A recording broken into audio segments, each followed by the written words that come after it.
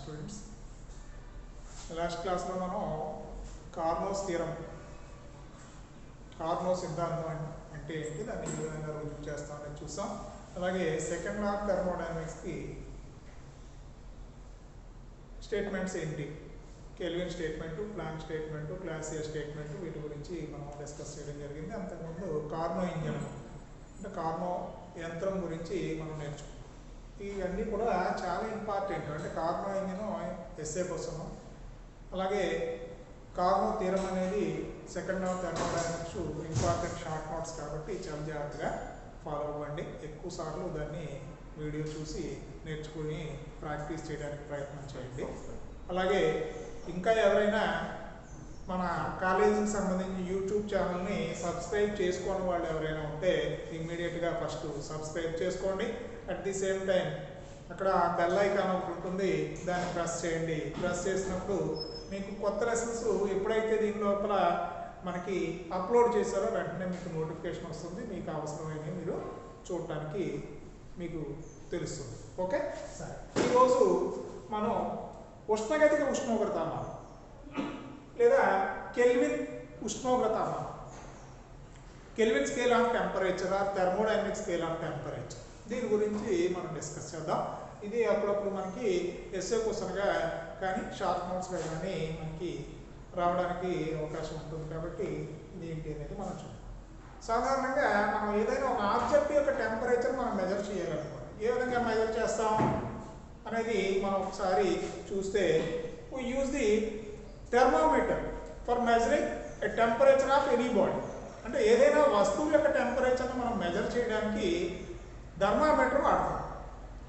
అంటే ఉష్ణమానిని ఉపయోగించడం అనేది, ఉష్ణమాపకాన్ని ఉపయోగించడం అనేది జరుగుతుంది. అయితే ఉష్ణమాపకం మనకి ఆ టెంపరేచర్ని ఏ విధంగా మనకి చేస్తుంది, తెలియజేస్తుంది అనేది మనం చూస్తే దాని మీద ఒక స్కేల్ ఒకటి డిజైన్ చేయబడి ఉంటుంది. ఆ స్కేల్ మీద మనం చూసి టెంపరేచర్ ఎంత అనేది మనం మెజర్ చేయడం అనేది జరుగుతుంది. అంటే ఏదైనా ఒక ఆబ్జెక్ట్ యొక్క టెంపరేచర్ మనం మెజర్ చేయాలి అని అనుకుంటే ఆ ఆబ్జెక్ట్తో ఫిజికల్ కాంటాక్ట్లో థర్మామీటర్ మనం ప్లేస్ చేసినప్పుడు, అంటే దానికి భౌతిక సంపర్కం దాన్ని టచ్ చేసి ఉంచినప్పుడు ఆ బాడీ యొక్క టెంపరేచర్ లేదా ఆ వస్తువు యొక్క టెంపరేచర్ మనకి ఆ థర్మామీటర్ తెలియచేయడం అనేది జరుగుతుంది. అయితే ఇక్కడ థర్మామీటర్ యొక్క టెంపరేచర్ మనం మెజర్ చేసేటప్పుడు దానిలో మనకు వచ్చే రీడింగ్ అంతా కూడా it is depends on the any property of, అంటే some properties of the substance which is used in the thermometer.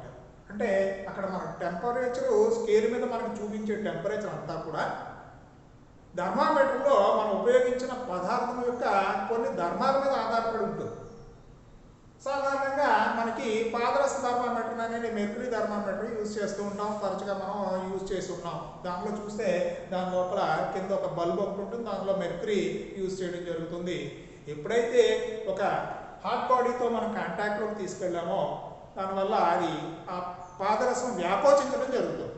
ఆ వ్యాకోచించినప్పుడు దాని ద్వారా ఆ సన్నని రంధ్రాన్ని మనకి దానిలో ఉండడం ద్వారా దాని లోపలికి వ్యాకోచించడం వల్ల ఎంతవరకు వ్యాకోచించిందో చూసి దాన్ని బట్టి మనం రీడింగ్ చెప్పడం అనేది జరుగుతుంది. సో అంటే అక్కడ టెంపరేచర్ ఎంత అనేది మనం చెప్తాం. అయితే ఇక్కడ మనం చూస్తే అంటే ఒక ప్రాపర్టీ మీద డిపెండ్ అయింది. ఇలా రకరకాల థర్మామీటర్లు మనం పరిశీలిస్తే ఇవన్నీ కూడా they are depends on the any property of the substance.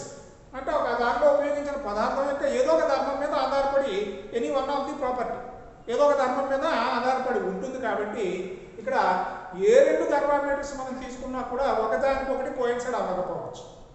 అంటే రెండు ఒకే టెంపరేచర్, అంటే స్వల్పంగా అయినా సరే మనకి కొంత తేడా చూపించడానికి తేడా చూపించడానికి అవకాశం ఉంది. దీనికి కారణం ఏంటి, అన్నీ కూడా ఆర్బిటరీ స్కేల్స్, అంటే యాదృచ్ఛికంగా డిజైన్ చేయబడినవి అన్నమాట. కాబట్టి ఇక్కడ there is a need of a temperature scale which does not depends on the any property of the substance. అంటే ఏ పదార్థం మీద, అంటే పదార్థం యొక్క ధర్మం మీద ఆధారపడని ఒక ఉష్ణమానం యొక్క ఒక అవసరం అనేది ఇక్కడ ఏర్పడడం అనేది జరిగింది.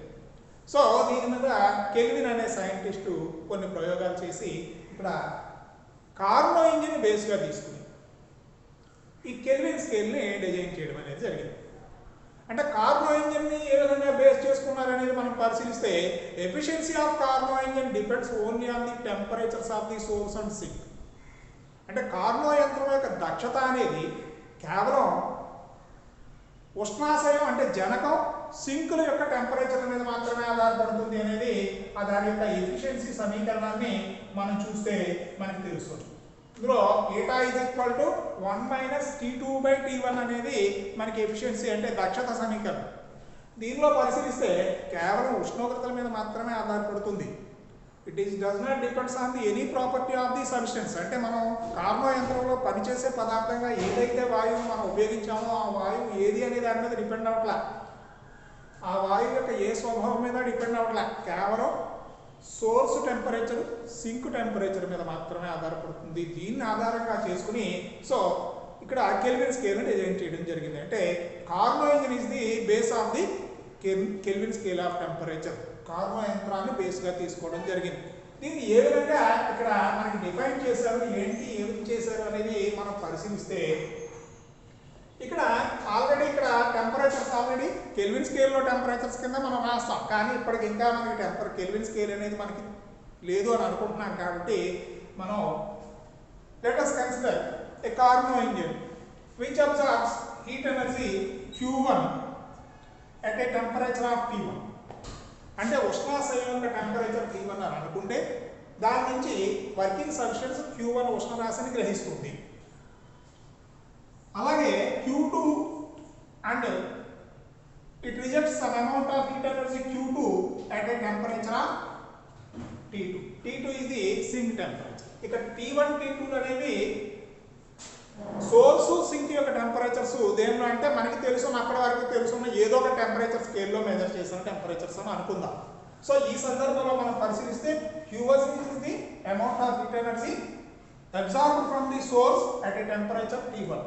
Q2 is the amount of heat rejected to the sink at a temperature T2.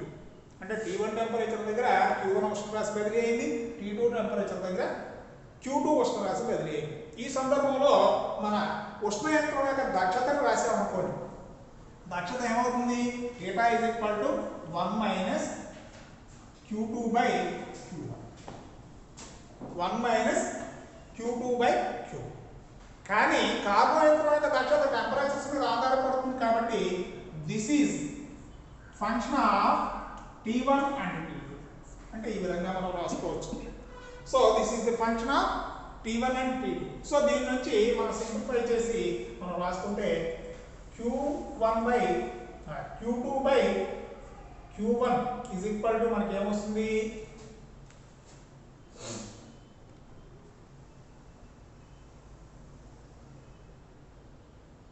1 - function of T1, T2. Q2/Q1 is equal to 1 - function of T1, T2. Or this implies Q1/Q2 is equal to 1 - function of T1, T2. Or this implies Q1/Q2 is equal to function of T1, T2 గా రాసుకోవచ్చు. This is equation 1.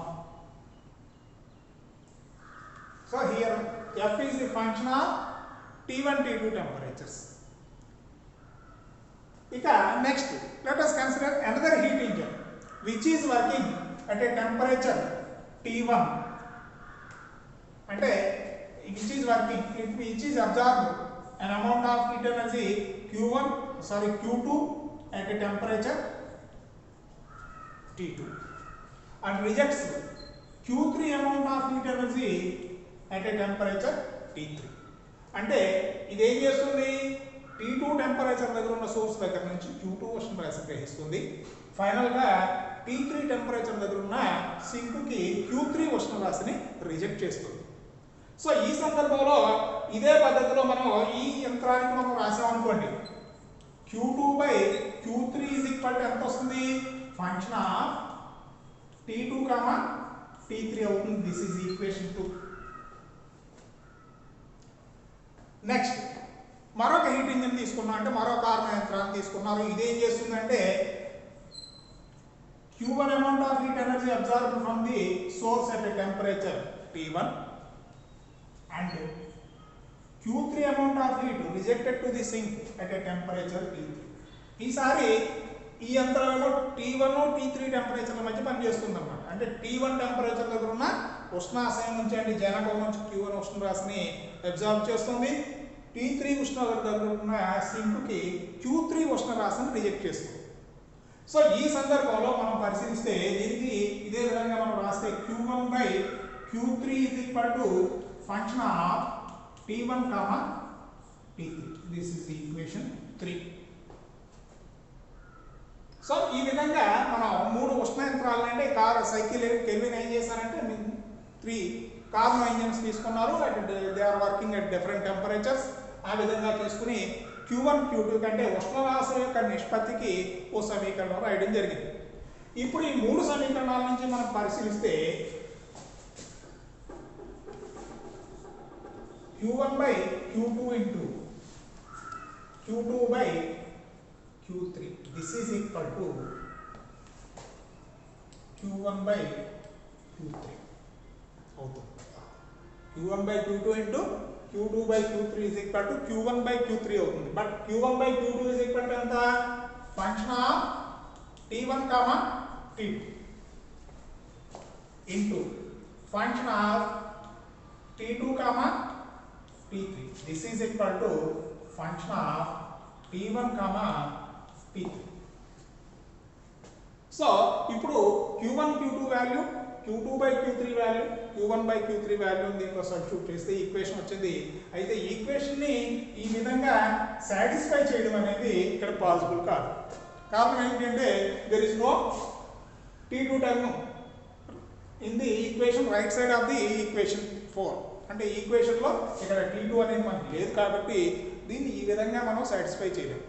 మరి equation satisfy చేయాలంటే మనం మరో ఫామ్లో దీన్ని రాసుకున్నాం అనుకోండి, అప్పుడు సాధ్యమవుతుంది. సో దీనికోసం function of T1 T2 is right as phi of T1 by phi of T2. అంటే ఫంక్షన్ ఆఫ్ T1 T2 ని ఏం చేసాం? This is equals to phi of T1 by phi of T2. Here phi is the another function of temperature. అంటే ఉష్ణోగ్రత మీద ఆధారపడిన మరొక ప్రమేయం. సో ఈ విధంగా మనం రాసాం అనుకోండి. ఇదే విధంగా రిమైనింగ్ 2 రాసాం అనుకోండి. T2 T3 is equal to ఎంత అవుతుంది? Function of T2 T3 is equal to phi of T2 by phi of T3. అలాగే function of T1 T3 is equal to phi of T1 by phi of T3. ఇప్పుడు ఈ formula ఉందనుకోండి, ఈ equation మనం satisfy చేయగలం. So కాబట్టి ఇప్పుడు equation satisfy చేయడానికి మనం ఈ ఫంక్షన్స్ రాసాం. ఇక్కడ మనం చూస్తే function of T1 T2 is equal to మనకి ఎంత వచ్చింది? మనకి Q1 by Q2 కాబట్టి దీన్నే ఈ విధంగా మనం రాసుకోవచ్చు. Q1 by Q2 is equal to phi of T1 by phi of T2 గా రాసుకోవచ్చు. So Q1 by Q2 is equal to phi of T1 by phi of T2. So ఇక్కడ మనం చూస్తే phi of T1 అనేది దేన్ని represent చేస్తుంది అంటే it is the function of temperature wear the Q1 amount of heat energy is transferred. అంటే Q1 ఉష్ణరాశి ఏ ఉష్ణోగ్రత దగ్గర అయితే బదిలీ అవుతుందో ఆ ఉష్ణోగ్రత యొక్క ప్రమేయం అన్నమాట. అలాగే phi of T2 అనేది ఏంటి అనేది మనం చూస్తే it is the function of temperature wear the Q2 amount of heat energy is transferred. అంటే Q2 ఉష్ణరాశి బదిలీ అయ్యే ఉష్ణోగ్రత యొక్క ప్రమేయం. సో ఇప్పుడు మనము కెల్విన్ స్కేల్లో సోర్స్ సింక్ యొక్క టెంపరేచర్ ని θ1 θ2 గా మనం అనుకున్నాం అనుకోండి. ఈ టెంపరేచర్ అనేది దేని మీద ఆధారపడుతుంది? అది కూడా ఉష్ణరాశి లేదా ఉష్ణోగ్రత యొక్క ప్రమేయమే కాబట్టి మనం phi of T1 is proportional to temperature θ1. అంటే ఇక్కడ θ1 అనేది కెల్విన్ స్కేల్లో టెంపరేచర్గా మనం కన్సిడర్ చేసామనుకుంటే ఇది దీని మీద డిపెండ్ అవుతుంది కాబట్టి ఇప్పుడు అలాగే φ(T2) ఈజ్ ప్రపోర్షనల్ టు θ. అంటే ఈ ప్రమేయం మీద ఉష్ణోగ్రత అనేది ఆధారపడుతుంది కాబట్టి ఇప్పుడు దీని నుంచి φ(T1/φ(T2) ఏ విధంగా రాయొచ్చు? θ1/θ2 గా రాసుకోవచ్చు. సో θ1/θ2 గా రాసుకుంటే దీన్ని బట్టి ఈక్వేషన్లో మనం సబ్స్టిట్యూట్ చేసామనుకోండి, దిస్ ఈజ్ నథింగ్ బట్ మనకి θ1/θ2 అవుతుంది. అంటే దీని నుంచి మనం చూస్తే Q1/Q2 ఈజ్ ఈక్వల్ టు మనకి ఏమొచ్చింది? θ1/θ2, where θ1, θ2 are the temperatures of the source and sink in Kelvin scale. అంటే కెల్విన్ స్కేల్లో మనం కొలిచిన ఉష్ణోగ్రతలు θ1, θ2 అనుకుంటే θ1/θ2 అనేది దేనికి సమానమైంది? Q1/Q2కి సమానమైంది. సో దీని నుంచి కెల్విన్ స్కేల్కి ఓ నిర్వచనం మనం చెప్పొచ్చు. కెల్విన్ స్కేల్కి ఏ విధంగా నిర్వచనం చెప్తామనేది మనం పరిశీలిస్తే, in which thermodynamic scale the ratio between the two temperatures is same, that two temperatures is equal to the ratio of the heat energies transferred at that particular temperatures. అంటే ఇక్కడ kelvin scale kelvin ఉష్ణోగ్రతామానాన్ని ఏ విధంగా నిర్వచిస్తామంటే, ఏ ఉష్ణోగ్రతామానంలో అయితే ఉష్ణోగ్రతల యొక్క నిష్పత్తి ఆ ఉష్ణోగ్రతల దగ్గర బదిలీ అయిన ఉష్ణరాశుల యొక్క నిష్పత్తికి సమానం అవుతుందో ఆ ఉష్ణోగ్రతామానాన్ని మనం కెల్విన్ ఉష్ణోగ్రతామానం. సో ఈ కెల్విన్ ఉష్ణోగ్రతామానాన్నే థర్మోడైనమిక్ స్కేల్ ఆఫ్ టెంపరేచర్ అని కూడా పిలుస్తారు. అంటే Kelvin scale of temperature is also called as thermodynamic scale of temperature because it is depends on the thermodynamic laws. అంటే ఉష్ణగతిక సూత్రాల మీద ఆధారపడుతుంది కాబట్టి ఉష్ణగతిక ఉష్ణోగ్రతామానం అని కూడా పిలుస్తారు అనేది జరుగుతుంది. సో ఈ విధంగా మనం కెల్విన్ స్కేల్ యొక్క డిజైన్ మనం చూడొచ్చు. అయితే కెల్విన్ స్కేల్ అంతా చూస్తే మనం అంతా కూడా ఇమాజినేషన్ కిందే కనిపిస్తుంది, అంతా ఇదంతా మన ఊహ కిందే కనిపిస్తుంది. కాబట్టి దీనికిను అబ్సల్యూట్ స్కేల్కి మధ్య సంబంధం ఏంటి అంటే రెండు సర్వసమానం అవునా కాదా అనేది మనం పరిశీలిస్తే కెల్విన్ స్కేలు మనకి ఎంత ఉపయోగం అనేది మనకి తెలుస్తుంది. సో ఇక్కడ మనం చూస్తే దీనిలో మనం మాట్లాడుకోవాల్సిన విషయం ఏంటంటే, ఫస్ట్ కొన్ని రకాల ధర్మాల మీద ఆధారపడి రెండు స్కేల్స్ని మనం కంపేర్ చేయడం అనేది జరుగుతుంది. సో ఇక్కడ మనం పరిశీలిస్తే first degree of scale, size of the degree, అంటే ఒక డిగ్రీ యొక్క పరిమాణాన్ని ఏ విధంగా నిర్వచించారు అనేది మనం మాట్లాడుకుంటే, అంటే కెల్విన్ స్కేల్లో 1 డిగ్రీ యొక్క పరిమాణం ఎంత, అలాగే అబ్సల్యూట్ స్కేల్లో 1 డిగ్రీ పరిమాణం ఎంత, అలాగే ఆల్రెడీ మనం నేర్చుకున్న సెల్సియస్ స్కేల్లో 1 డిగ్రీ పరిమాణం ఎంత అనేది మనం పరిశీలిస్తే ఈ మూడింట్లోనూ కూడా ఒకే విధమైన పరిమాణం రావడం అనేది ఇక్కడ మనం గమనించవచ్చు. దీనికి కారణం ఏంటి అనేది మనం పరిశీలిస్తే, in Celsius scale, first Celsius scale మనం తీసుకున్నాం అనుకోండి. సెల్సియస్ స్కేల్ తీసుకుంటే ఆ డిగ్రీ యొక్క పరిమాణాన్ని అంటే సైజ్ ఆఫ్ ది డిగ్రీని ఇక్కడ ఫిక్స్ చేయడం కోసం ఏం చేశారంటే, the interval between the ice point and steam point, అంటే మంచు యొక్క ఉష్ణోగ్రత ఆవిరి యొక్క ఉష్ణోగ్రత, ఈ రెండింటి మధ్య ఉండే ఇంటర్వెల్ అంటే ఆ మధ్య ఉండే తేడాని 100 సమభాగాలు చేశారు. Interval between the ice point and steam point is divided into 100 equal parts. Such part is size of the degree. అంటే ఆ భాగాన్ని మనం 1 డిగ్రీ కింద చెప్పడం జరిగింది. ఐస్ పాయింట్ స్టీమ్ పాయింట్ మనం తీసుకున్నాం అనుకోండి, రెండింటి మధ్య తేడా ఎంత? 100 డిగ్రీలు. కారణం ఏంటి? మంచు ఉష్ణోగ్రత 0, ఆవిరి ఉష్ణోగ్రత 100 డిగ్రీల సెల్సియస్ అనేది మనకు తెలుసు. కాబట్టి 0కి 100కి మధ్య తేడా 100, 100ను 100 భాగాలు చేశారు కాబట్టి 1 డిగ్రీ యొక్క పరిమాణం 1 అయింది, అంటే 1 డిగ్రీగా నిర్వచించడం జరిగింది. అలాగే కెల్విన్ స్కేల్లో కూడా ఐస్ పాయింట్ అంటే interval between the ice point and steam point is divided into 100 equal parts. Kelvin స్కేల్లో కూడా 100 సమభాగాలు చేయడం జరిగింది. దేన్ని మళ్ళీ same ice point steam point తీసుకున్నాడు, దాన్ని కూడా తీసుకున్నాడు. అయితే ఇక్కడ కెల్విన్ స్కేలు మనం చెప్పేటప్పుడు మనకి మంచు యొక్క టెంపరేచర్ ఎంత అంటే 273 డిగ్రీస్ కెల్విన్, అంటే 0 డిగ్రీలు సెల్సియస్ని 273. అంటే సెల్సియస్ స్కేల్లో టెంపరేచర్ని కెల్విన్ స్కేల్లో మార్చడం కోసం మనం ఏం చేస్తాం, కొంత అడిషనల్గా 273.15 యాక్చువల్గా దాన్ని రౌండ్ ఆఫ్ చేసి 273 వేస్తాం. అంటే సెల్సియస్ స్కేల్లో ఉన్న టెంపరేచర్ని కెల్విన్ స్కేల్లో మార్చాలంటే ఆ టెంపరేచర్ 273 కలిపితే మనకి కెల్విన్ స్కేల్లో టెంపరేచర్ రావడం అనేది జరుగుతుంది. కాబట్టి ఇప్పుడు జీరోకి మనం 273 కలిపి వస్తుంది. కాబట్టి స్టీమ్ టెంపరేచర్ 100 డిగ్రీలు కలిపామనుకోండి 373 డిగ్రీస్ కెల్విన్. ఈ రెండింటి మధ్య తేడాని again it is divided into 100 equal parts. అంటే కెల్విన్ స్కేల్లో కూడా 100 సమభాగాలు చేశారు. కాబట్టి ఇక్కడ కూడా 1 డిగ్రీ అనేది పరిమాణాన్ని మనకు సూచిస్తుంది.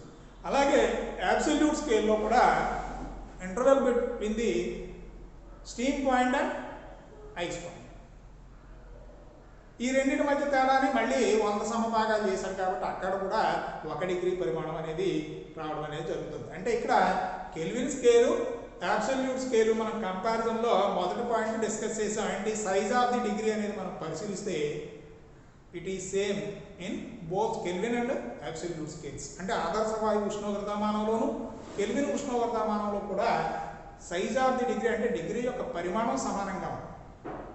అలాగే సెల్సియస్ స్కేల్లో కూడా అంతే వచ్చింది. కాబట్టి సాధారణంగా మనం స్పెసిఫిక్ హీట్ని డిఫైన్ చేసినప్పుడు పెర్ డిగ్రీ అంటాం తప్ప పెర్ డిగ్రీ కెల్వినా లేకపోతే పెర్ డిగ్రీ సెల్సియస్ అనేది మనం స్పెసిఫిక్గా చెప్పాల్సిన అవసరం లేదు. అంటే అక్కడ 1 డిగ్రీ పెరుగుదలకైనా మనం మాట్లాడతాం. కారణం ఏంటంటే డిగ్రీ యొక్క పరిమాణం ఏ స్కేల్లో అయినా ఏ ఉష్ణోగ్రతమానంలో అయినా సమానం కాబట్టి. సరే, ఇక అబ్సల్యూట్ జీరోని ఒకసారి డిఫైన్ చేద్దాం. అబ్సల్యూట్ జీరో అనే దాన్ని మనం పరిశీలిస్తే ఇప్పుడు కెల్విన్ స్కేల్లో మనం టెంపరేచర్స్ మెజర్ చేసాం అనుకుంటే కార్నో ఇంజిన్ యొక్క ఎఫిషియన్సీ దక్షత సమీకరణం మనం రాసుకుంటే θ1 θ2 అనేవి కెల్విన్ స్కేల్ మన కెల్విన్ స్కేల్లో సోర్సు సింక్ యొక్క టెంపరేచర్లు అని అనుకుంటే మనకేమొస్తుంది, θ ఈజ్ ఈక్వల్ టు 1 మైనస్ θ2/θ. ఇక్కడ టెంపరేచర్స్ మీద డిపెండ్ అవుతుంది. కాబట్టి మనం ఇప్పుడు అబ్సల్యూట్ జీరో అంటే కెల్విన్ స్కేల్లో 0ని ఏ విధంగా మనం డిఫైన్ చేయగలం అనేది మనం పరిశీలిస్తాం. అంటే దీన్ని పరమశూన్య ఉష్ణోగ్రత అబ్సల్యూట్ జీరో అంటాం. సో దీన్ని ఏ విధంగా డిఫైన్ చేస్తాం అనేది మనం పరిశీలిస్తే ఇక్కడ θ2 ఈజ్ ఈక్వల్ టు 0 అయింది అనుకోండి, అప్పుడు ఏమవుతుంది, θ ఈజ్ ఈక్వల్ టు 1 అవుతుంది. అంటే దక్షత ఏకాంకం అవుతుంది. దక్షత ఏకాంకం అవడం అంటే ఏంటి, 100% ఉండడం. 100% ఉండడం అంటే ఏంటి, total amount of heat absorbed from the source is converting into work. అంటే పూర్తిగా గ్రహించిన ఉష్ణరాశి అంతటినీ కూడా పనిగా మార్చగలరు. కాబట్టి దీన్ని ఆధారంగా చేసుకుని అబ్సల్యూట్ జీరోని అంటే పరమశూన్య ఉష్ణోగ్రతను మనం డిఫైన్ చేయొచ్చు.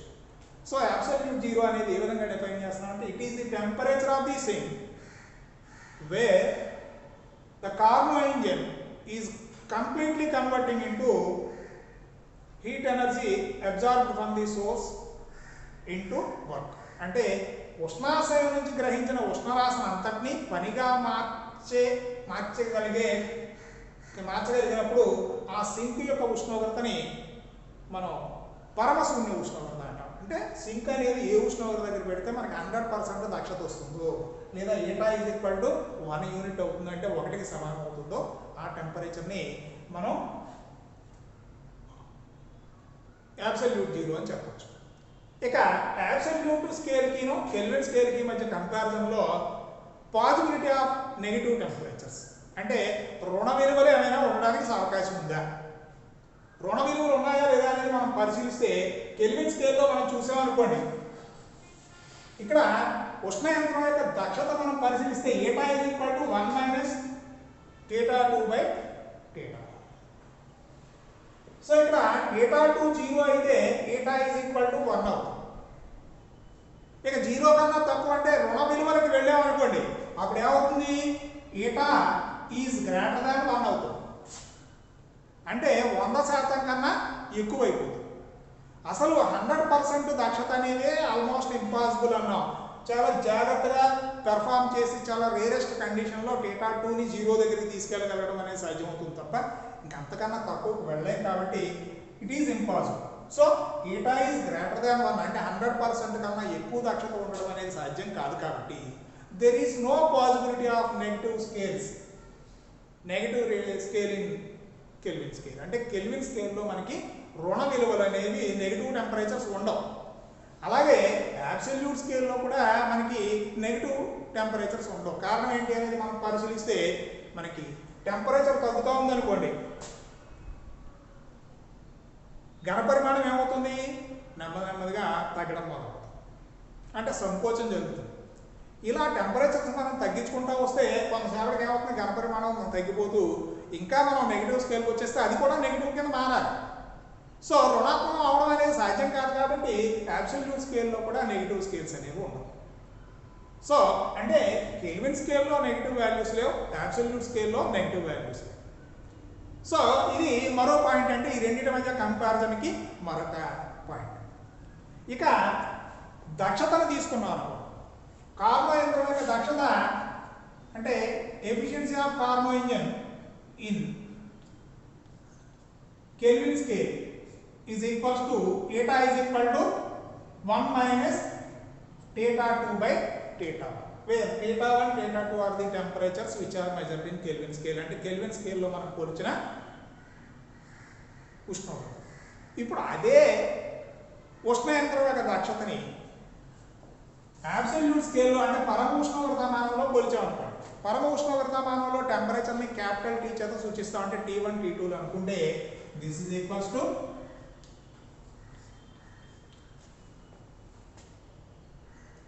theta 2 by T1, అంటే eta is equal to 1 minus theta 2 by theta 1. So ఈ సందర్భంలో మనం పరిశీలిస్తే ఇప్పుడు ఈ రెండు ఒకే యంత్రం యొక్క దక్షత కాబట్టి 1 minus theta 2 by theta 1 is equals to 1 minus T2 by T1, or this implies theta 2 by theta 1 is equal to T2 by T1. So ఇప్పుడు దీన్ని మనం పరిశీలిస్తే theta 2 అనేది అంటే ఐస్ పాయింట్ స్టీమ్ పాయింట్ మనం తీసుకున్నాం అనుకోండి. అంటే మనకి ఏమవుతుంది, ఐస్ పాయింట్ స్టీమ్ పాయింట్ దగ్గర మనకి కార్నో ఇంజిన్ వర్క్ చేస్తున్నాం అనుకోండి. అప్పుడు ఏమవుతుంది, ఐస్ పాయింట్ యొక్క టెంపరేచర్ theta అనుకుంటే దీన్ని ఏ విధంగా రాసుకోవచ్చు, theta by theta plus 100, this is equals to T by T plus 100, అంటే 100 డిగ్రీలు అదనంగా ఉంటుంది ఐస్ పాయింట్కి స్టీమ్ పాయింట్కి మధ్యలో తేడా. కాబట్టి ఇప్పుడు మనం పరిశీలించాం అనుకోండి. సో ఇక్కడ దీని నుంచి మనం పరిశీలిస్తే theta is identical equal to T అనేది రావడం అనేది మనం గమనించవచ్చు. అంటే ఆదర్శ వాయు ఉష్ణోగ్రతమానం, కెల్విన్ ఉష్ణోగ్రతమానం రెండు ఒకదానికొకటి సర్వసమానంగా ఉంటాయి. అంటే both are identical to each other, అంటే న్యూమరికల్గా రెండు సర్వసమానంగానే ఉంటాయి. ఇక ఇప్పుడు కెల్విన్ స్కేల్ మనం తీసుకుని ఏ విధంగా టెంపరేచర్ మెజర్ చేస్తాం అనేది సింపుల్గా మనం ఒకసారి మాట్లాడుకుంటే, మనం theta 1 కెల్విన్ స్కేల్లో మనకి ఏమవుతుంది, Q1 by Q2 is equal to theta 1 by theta 2 అనేది వచ్చింది. సో theta 1 అనేది ఇప్పుడు మనం ఏదైనా ఒక వస్తువు యొక్క టెంపరేచర్ అంటే తెలుసుకోవాల్సిన టెంపరేచర్ అనుకోండి. అంటే ఆ టెంపరేచర్ దగ్గర సోర్స్ నుంచామని అనుకుందాం. ఇక దీన్నేమో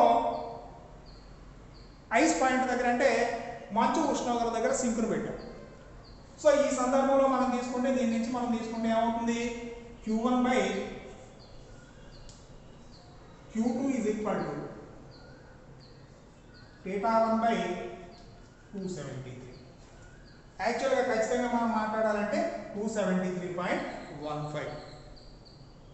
సో ఇప్పుడు దీని నుంచి theta 1 is equal to మనకి ఏమైంది, 273.15 into Q1 by Q. So ఈ విధంగా మనం ఏదైనా వస్తువు యొక్క టెంపరేచరు కెల్విన్ ఉష్ణోగ్రతమానం లేదా ఉష్ణ యంత్రాన్ని ఉపయోగించి మనం కనుక్కోవాలి అని అనుకుంటే ఈ సమీకరణం ఆధారంగా మనం కనుక్కోవచ్చు. ఇక్కడ Q1 అనేది జనకం నుంచి పనిచేసే పదార్థం అబ్జార్బ్ చేసిన ఉష్ణరాశి అయితే Q2 అనేది పనిచేసే పదార్థం సింకుకు విసర్జించిన ఉష్ణరాశి. ఈ రెండింటి యొక్క విలువల్ని మనం పరిశీలించి ఆ రెండింటి యొక్క నిష్పత్తిని 273.15తో మనం గుణిస్తే మనకి ఆ సోర్స్ యొక్క టెంపరేచర్ ఎంత అనేది, అంటే మనకి తెలియని వస్తువు యొక్క టెంపరేచర్ ఎంత అనేది మనకి తెలుస్తుంది అనమాట. సో ఇక ఇది మనకి కెల్విన్ స్కేల్ ఆఫ్ టెంపరేచర్. ఇక నెక్స్ట్ క్లాస్లో ఒక కొత్త కాన్సెప్ట్ ఒకటి మనం నేర్చుకుంటాం. అంటే ఇంతవరకు మనకి ప్రాథమిక స్థితి నిరూపకాలు మనం పరిశీలిస్తే ఘనపరిమాణం, పీడనం, ఉష్ణోగ్రత ఈ మూడింటినే ప్రాథమిక స్థితి నిరూపకాలుగా చెప్పుకోవడం జరిగింది. ఇప్పుడు వీటికి అదనంగా మరొకటి తోడవుతుంది అనమాట. దాన్నే ఎంట్రోపీ అంటాం. ఈ ఎంట్రోపీ అంటే ఏంటి, దీన్ని ఏ విధంగా మనం డిఫైన్ చేస్తాం, ఎంట్రోపీలో మార్పులు ఏ విధంగా ఉంటాయి ఏంటి, దీని ఆధారంగా సెకండ్ లా ఆఫ్ థర్మోడైనమిక్స్ ఏంటి, అలాగే టీఎస్ డయాగ్రామ్ ఏంటి, టీఎస్ డయాగ్రామ్ సహాయంతో కార్నో యంత్రం యొక్క దక్షతను ఏ విధంగా లెక్క కడతాం అనేది మనం తరువాత క్లాసుల్లో మనం నేర్చుకుంటాం. ఓకే.